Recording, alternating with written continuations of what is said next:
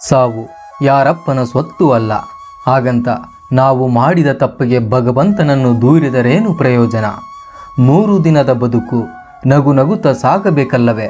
ಹಾಗಂತ ನೋವುಗಳಿವೆ ಎಂದು ಪದೇ ಪದೇ ಕಷ್ಟಗಳು ಎದುರಾಗುತ್ತಿವೆ ಎಂದು ಯಾರೋ ಮೋಸ ಮಾಡಿದರೆಂದು ದುಡುಕಿ ನಿರ್ಧಾರವನ್ನು ತೆಗೆದುಕೊಳ್ಳುವುದು ಎಷ್ಟರ ಮಟ್ಟಿಗೆ ಸೇರಿ?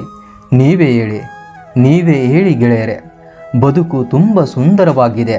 ಆ ಭಗವಂತ ಇಲ್ಲಿ ಯಾರಿಗೂ ತಾರತಮ್ಯ ಮಾಡಿಲ್ಲ. ಎಲ್ಲರಿಗೂ ಅವಕಾಶಗಳನ್ನು ನೀಡಿದ್ದಾನೆ. ಅವುಗಳನ್ನು ಸರಿಯಾಗಿ ಬಳಸಿಕೊಳ್ಳಬೇಕಷ್ಟೇ. ಬನ್ನಿ ಕತೆಗೆ ಹೋಗೋಣ ಗೆಳೆಯರೆ. ಇದು ಇಬ್ಬರು ಪ್ರೇಮಿಗಳ ಕತೆ. ಇದು ನೈಜ ಕತೆ. ಇಂದಿಗೂ ನೆನೆದರೆ ಕಂಬನಿಯು ಮಿಡಿಯುವ ಕತೆ ಇದು.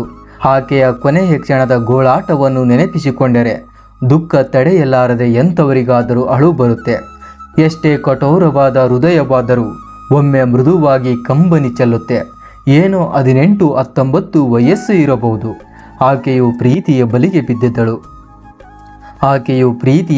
ಬಿದ್ದಿದ್ದಳು.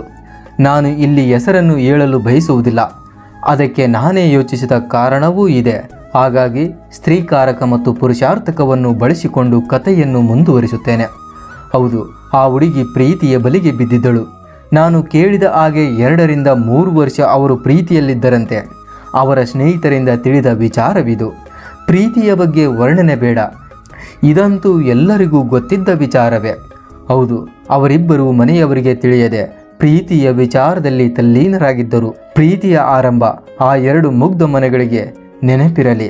ಅವರಿಬ್ಬರದು ಒಂದೇ ವಯಸ್ಸು, ಒಂದೇ ಕ್ಲಾಸ್ಮೇಟ್ ಸಹ. ಹೌದು, ಒಬ್ಬರಿಗೊಬ್ಬರು ಇಷ್ಟಪಟ್ಟು ಪ್ರೀತಿಯನ್ನು ವ್ಯಕ್ತಪಡಿಸಿಕೊಂಡು 3 ವರ್ಷದವರೆಗೆ ಪ್ರೀತಿಯನ್ನು ಮುಂದುವರಿಸುತ್ತಾರೆ. ಯಾರ ಭಯವೂ ಇಲ್ಲದೆ ಅವರ ಪ್ರೀತಿಯು ಮುಂದುವರಿಯುತ್ತದೆ.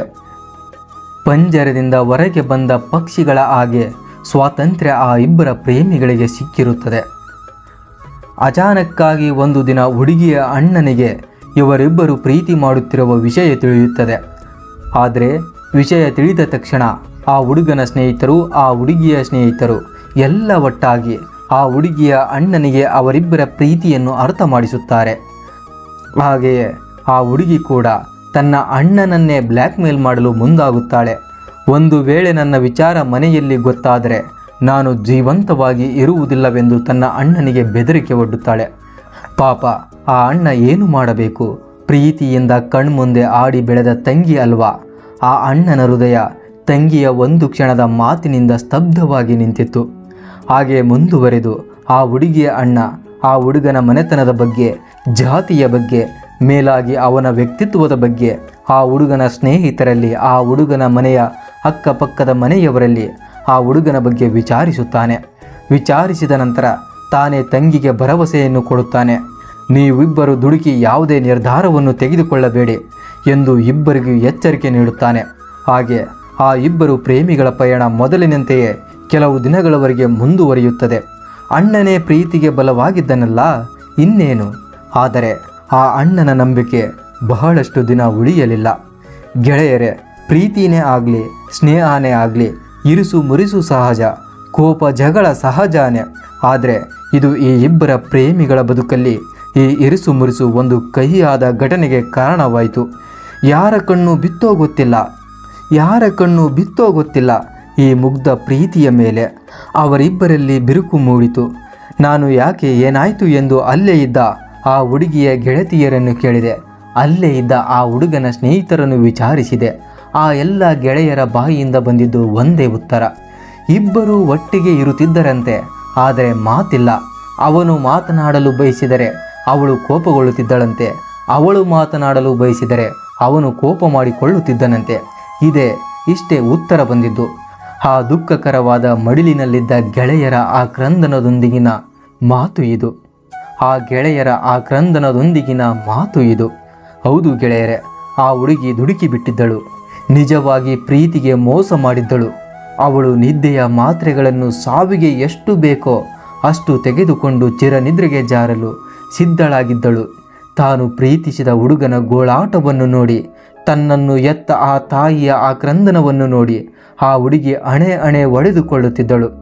ಆಕೆಯು ವೈದ್ಯರನ್ನು ನೋಡುತ್ತಿದ್ದ ನೋಟ, ಆ ಕ್ಷಣ ವೈದ್ಯರನ್ನು ನೋಡುತ್ತಿದ್ದ ನೋಟ, ದಯವಿಟ್ಟು ನನ್ನ ಬದುಕಿಸಿ, ನಾನು ತಪ್ಪು ಮಾಡಿಬಿಟ್ಟೆ ಎಂದು ತನ್ನ ಕಪಾಳಕ್ಕೆ ಧ್ವನಿಯು ಬರದೆ ಒಡೆದುಕೊಳ್ಳುತ್ತಿದ್ದಳು. ಇದು ನಡೆದಿದ್ದು ಆಸ್ಪತ್ರೆಯಲ್ಲಿ. ಆದರೆ ಆಸ್ಪತ್ರೆಯ ಹೆಸರು ಕೂಡ ಬೇಡ. ಆದರೆ ಅದು ಸರಕಾರಿ ಆಸ್ಪತ್ರೆ. ನಾನು ನನ್ನ ಸಂಬಂಧಿಕರನ್ನು ಕರೆದುಕೊಂಡು ಆಸ್ಪತ್ರೆಯಲ್ಲಿ ಅವರಿಗೆ ಚಿಕಿತ್ಸೆ ಕೊಡಿಸುತ್ತಾ ಇದ್ದೆ. ಈ ಸಂದರ್ಭದಲ್ಲಿ ನಡೆದ ನೈಜ ಘಟನೆ ಇದು. ಆ ಹುಡುಗಿ ಎಷ್ಟು ಮೂಕ ವೇದನೆಯನ್ನು ವ್ಯಕ್ತಪಡಿಸುತ್ತಿದ್ದಳೆಂದರೆ ಸಾವಿನ ತುದಿಯಲ್ಲಿ ನಿಂತು ಆ ವೈದ್ಯರಲ್ಲಿ ಬೇಡಿಕೊಳ್ಳುತ್ತಿದ್ದಳು. ಒಂದು ಕಡೆ ತಾಯಿಯ ಆ ಕ್ರಂದನ ಮುಗಿಲು ಮುಟ್ಟಿತ್ತು.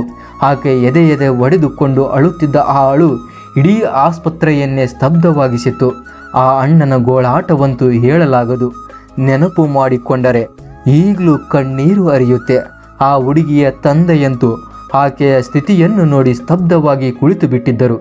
ಗೆಳೆಯರೇ, ಆ ಹುಡುಗಿಯ ಗೆಳತಿಯರ ಆ ಕ್ರಂದನದಲ್ಲಿ, ಅಣ್ಣನ ಮಮತೆಯಲ್ಲಿ, ಆ ತಾಯಿಯ ವಾತ್ಸಲ್ಯದಲ್ಲಿ, ಆ ತಂದೆಯ ಮೌನದಲ್ಲಿ, ಪ್ರೀತಿಸಿದ ಹುಡುಗನ ಗೋಳಾಟದಲ್ಲಿ, ಆ ವೈದ್ಯರ ಟೆಥಸ್ಕೋಪ್ನ ಅಡಿಯಲ್ಲಿ ಆ ಜೀವ ಮೌನವಾಗಿ ಬಿಡ್ತು. ಆ ಜೀವ ಮೌನವಾಗಿ ಬಿಡ್ತು.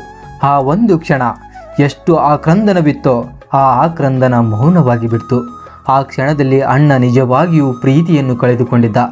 ತಾಯಿ ಎದೆಯಾಲನ್ನೇ ಕಳೆದುಕೊಂಡಳು. ತಂದೆ ತನ್ನ ಗೌರವದೊಂದಿಗೆ ತಾನು ಸತ್ತೋಗಿದ್ದ. ಇನ್ನು ಆ ಪ್ರೀತಿಸಿದ ಹುಡುಗ ಮಾತುಗಳನ್ನೇ ಶಾಶ್ವತವಾಗಿ ಕಳೆದುಕೊಂಡ. ಇನ್ನು ಸ್ನೇಹಿತರಿಗೆ ಆಕೆ ನೆನಪಾಗಿ ಬಿಟ್ಟಳು. ಆಕೆ ನೆನಪಾಗಿ ಬಿಟ್ಟಳು ಆ ದಿನ. ಹೌದು ಗೆಳೆಯರೆ, ಹೋಗಿದ್ದು ಒಂದು ಜೀವ. ಆದರೆ ಆ ಜೀವದೊಂದಿಗೆ ಇಷ್ಟು ಜೀವಗಳು ಕೂಡ ಹೋಗಿದ್ದವು. ಆಕೆ ಎಲ್ಲರಿಗೂ ನೆನಪಾಗಿ ಉಳಿದು ಬಿಟ್ಟಳು ಆ ಕ್ಷಣ. ಆ ಕ್ರಂದನವನ್ನು ನೋಡಿ ಭವಿಷ್ಯ ಭಗವಂತನು ಕಂಪನಿಯನ್ನು ಮಿಡಿದಿರಬಹುದು. ಆದರೆ ಇದು ಅಂತೂ ಸತ್ಯ. ಆ ಭಗವಂತನ ಅವತಾರವೆಂದು ಹೇಳುವ ವೈದ್ಯರಂತೂ ಕಂಪನಿ ಮಿಡಿದಿದ್ದರು. ಇಡೀ ಆಸ್ಪತ್ರೆಯೇ ಆ ಹುಡುಗಿಗಾಗಿ ಅಂದು ಕಂಪನಿ ಮಿಡಿದಿತ್ತು. ಗೆಳೆಯರೆ, ಯಾಕೆ ಇದು? ಪ್ರೀತಿಯ ಹೆಸರೇಳಿ ನಿಜವಾದ ಪ್ರೀತಿಗೆ ಮೋಸ. ಒಂದು ಕಡೆ ನೋಡಿದರೆ ಸಿಟ್ಟು ಬರುತ್ತೆ, ಮೌನವಾಗಿ ನೋಡಿದರೆ ಪಾಪವೆನಿಸುತ್ತೆ. ನೆನಪಿರಲಿ, ನಾವು ಯೋಚಿಸದೆ ತೆಗೆದುಕೊಳ್ಳುವ ನಿರ್ಧಾರ ತುಂಬ ನೋಯಿಸುತ್ತದೆ, ಅಲ್ಲದೆ ನಮ್ಮವರನ್ನು ನೋಯಿಸುತ್ತೆ. ಹಾಗಾಗಿ ತೆಗೆದುಕೊಳ್ಳುವ ನಿರ್ಧಾರ ಮೇಲಾಗಿ ದುಡುಕಿ ತೆಗೆದುಕೊಳ್ಳುವ ನಿರ್ಧಾರಗಳ ಮೇಲೆ ಎಚ್ಚರವಿರಲಿ. ನಮ್ಮನ್ನೇ ನಂಬಿದ ಜೀವಗಳು ನಮಗಾಗಿ ಕಾಯುತ್ತಿರುತ್ತವೆ. ಅವರೇನು ತಪ್ಪು ಮಾಡಿರುವರು? ಯಾಕೆ ನಮ್ಮಿಂದ ಅವರಿಗೆ ಅವಮಾನ, ನೋವು? ದಯವಿಟ್ಟು ಪ್ರೀತಿಯ ಹೆಸರೇಳಿ ಪ್ರೀತಿಗೆ ಅವಮಾನ ಮಾಡಬೇಡಿ. ಮತ್ತೆ ಹೇಳುವೆ, ಪ್ರೀತಿಸಿದ ಪ್ರೀತಿನೇ ಆಗಲಿ, ಸ್ನೇಹನೇ ಆಗಲಿ, ಇರಿಸು ಮುರಿಸು ಸಹಜ. ಹಾಗಾಗಿ ದುಡುಕಿ ತೆಗೆದುಕೊಳ್ಳುವ ನಿರ್ಧಾರ ಇಷ್ಟು ಕಠೋರವಾಗಿರುತ್ತೆ.